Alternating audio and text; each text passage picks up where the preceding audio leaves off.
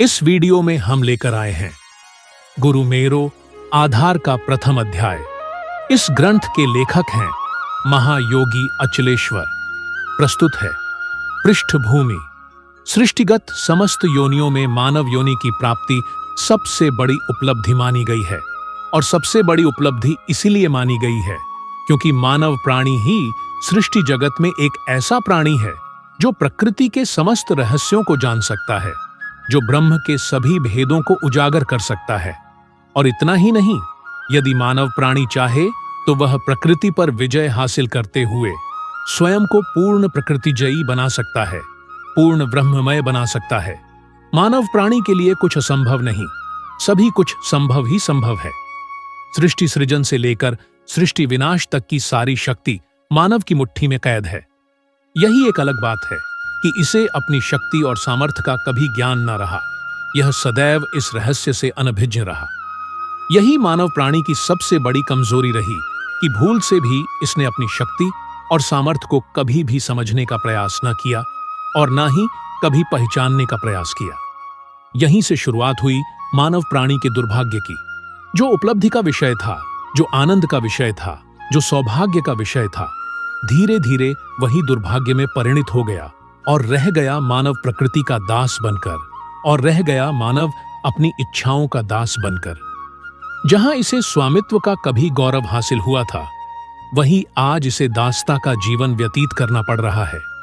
कितने दुर्भाग्य की बात है कि आज मानव की मुट्ठी में कुछ रह ही नहीं गया, ना तो शक्ति ही और ना ही सामर्थ्य। आज ऐसे ही समय में मुझे आवश्यकता पड़ी तुम्हें समझाने की, तुम्हें कुछ याद दिलाने की, जिसे तुम पूर्ण रूप से भूल चुके हो, जिसे तुम कहीं पर से समझ नहीं पा रहे हो कि मानव जीवन की प्राप्ति ही समस्त योनियों में एक ऐसी प्राप्ति है जिसमें तुम माया की समस्त गतिविधियों को भली भांति समझ सकते हो और उसके प्रभाव से स्वयं को मुक्त रख सकते हो, जिससे तुम्हें स्वतंत्र जीवन की प्राप्ति हो सकती है, जिससे तुम्हें सहज रूप से स्वामित्व की प्राप्ति हो सकती है, जहां से स्वेच्छा के जीवन का विस्तार संभव है।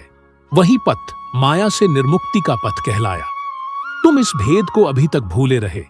यही कारण रहा तुम्हारी दासता का, और यही कारण रहा तुम्हारे पराधीन जीवन का। तुम्हें मानव जीवन तो मिला, किंतु तुम मानव जीवन के मर्म को न समझ सके कि मानव जीवन प्राप्ति के पीछे मूल मर्म क्या है। तुम इस रहस्य से भी अपरिचित रहे और अपने जीवन से भी। तुमने असंख्य जीवन माया की अधीनता में ही खफा दिए। कभी जीवन के मूल मर्म को समझने का प्रयास न किया, कभी ध्येयात्मक जीवन को भी पकड़ने का प्रयास न किया। मानव जीवन का मर्म ज्ञात न होने के कारण तुम अपने स्वाभाविक जीवन को ही भूल गए। यही तुम्हारी भूल तुम्हें दासता का जीवन व्यतीत करने के लिए बाध्य कर रही है, विवश कर रही है। तुमने अपने अहम के आगे कभी ज्ञान को महत्वता ही नहीं दी। तुमने अपनी बुद्धि के आगे किसी दूसरे की बुद्धि को महत्वता ही नहीं दी। एक तरह से तुम प्रबुद्धत्व के ही स्वामी बन बैठे, फिर भी तुम दासता की बेड़ियों से मुक्ति न पा सके। हमेशा दूसरे के सामने तुमने अपनी ही बात रखी, किसी दूसरे की बात को तुमने सुना ही नहीं। यदि ऐसे में बुद्धत्व तुम्हारा जागता भी, तो जागता कैसे? जब तुम्हारी बुद्धि घटिया रूप धारण किए रही, तो ऐसे में बुद्धि की जागृति कहीं पर से संभव न थी। यही वजह रही जो तुम्हारी बुद्धि अल्पज्ञता से ऊपर न उठ सकी। इसी कारण जीवन के मर्म को समझने की शक्ति तुम में कभी उत्पन्न न हो सकी। संपूर्ण जीवन ही तुम्हारा अभाव से भरा रहा। सारा का सारा जीवन ही तुम्हारा अभावग्रस्त बना रहा। जो कामयाबी तुम्हें मानव जीवन में मिलनी चाहिए थी, वह चाहकर भी तुम्हें प्राप्त न हो सकी, वह चाहकर भी तुम्हें हासिल न हो सकी। यह तुम्हारे जीवन के दुर्भाग्यवित क्षण आज तुमसे काटे नहीं जा रहे हैं। यही वजह है तुम्हारी बोझिल काया का, और यही वजह है तुम्हारी उदासी का। यही वजह है तुम्हारी अप्रसन्नता का, और यही वजह है तुम्हारी तकलीफों एवं परेशानियों की। इसके अतिरिक्त और कुछ वजह है ही नहीं।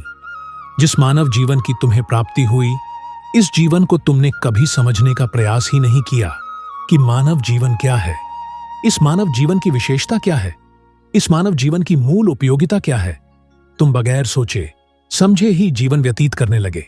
जीवन का मूल्य ध्येयात्मक स्वरूप न पकड़ा, यत्र तत्र भटकते फिरते रहे। जहां परम सुख और असीम शांति का वास था, तुमने भूल से भी उस ओर कदम न उठाया, बल्कि उस ओर गतिशील हो गए जहां असहाय दुख एवं कष्टों के अतिरिक्त और कुछ है ही नहीं।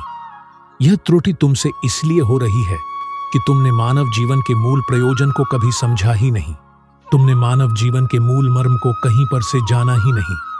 यदि ऐसे में तुम्हारा लक्ष्य अपघटित भी होता तो होता कैसे, जब तुम्हारा कोई कदम उस दिशा की ओर उठा ही नहीं। तुम्हारी आंख खुलते ही तुम पर असत्य हावी हो गया। यदि ऐसे में तुम सत्य की ओर देखते भी तो देखते कैसे? जब सत्य को तुमने कभी देखा ही नहीं तो सत्य की परख, तो सत्य की पहचान तुम्हें हो भी नहीं सकती। ऐसे में जीवन के मूल प्रयोजन को समझना किधर से भी संभव नहीं है। ऐसे में जीवन के मूल मर्म को जानना भी कहीं पर से संभव नहीं है। स्वयं से बगैर अवगत हुए इन दोनों तथ्यों को समझ पाना अथवा समझा पाना कहीं पर से संभव नहीं है। तुम्हारी आंखें तो खुली हुई हैं, पर उनमें देखने की समर्थ नहीं है, उनमें पहचानने की सामर्थ्य नहीं है। तुम्हारी बुद्धि जागृत तो है, पर उसमें समझने की सामर्थ्य नहीं है, उसमें गहराई से सोचने की सामर्थ्य नहीं है। तुम इस स्थिति को अपनी जागृत अवस्था मान रहे हो, जो सर्वथा गलत ही गलत है। यह तुम्हारा जीवन जागृत कहीं पर से है ही नहीं। संपूर्ण रूप से तुम सोए हुए हो, संपूर्ण रूप से यह तुम्हारा जीवन सोया हुआ है। तभी तुम चाहते हुए भी कुछ कर नहीं पा रहे हो। तुम्हारी स्वयं की शक्ति तुम्हारे अधीन है ही नहीं। तुम अचेत हो। यही वजह है जो तुम में देखने की सामर्थ्य नहीं है, पहचानने की सामर्थ्य नहीं है। मात्र यही वजह है जो तुम में समझने की सामर्थ्य नहीं है, सोचने की सामर्थ्य नहीं है। तुम्हारा जीवन एक जिंदा लाश की भांति है।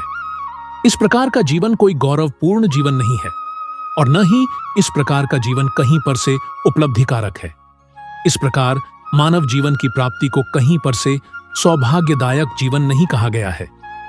सौभाग्यदायक जीवन तो वह जीवन है जो चेतना से पूर्ण है।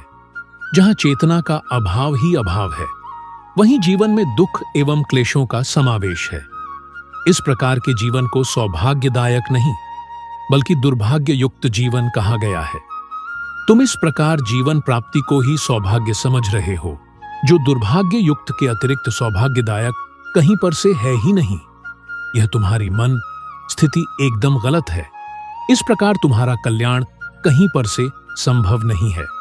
अतएव इस प्रकार की अभिधारणा का त्याग कर तुम्हें अचेत जीवन से चैतन्य जीवन की यात्रा करनी होगी। तभी तुम्हें सौभाग्य युक्त जीवन की प्राप्ति हो सकेगी। अन्यथा जीवन में दुख एवं क्लेशों के अतिरिक्त तुम्हें और कुछ हासिल ना हो सकेगा। तुम माया के साम्राज्य में भोगों को भोगते भोगते जीवन जीने की कला ही भूल गए।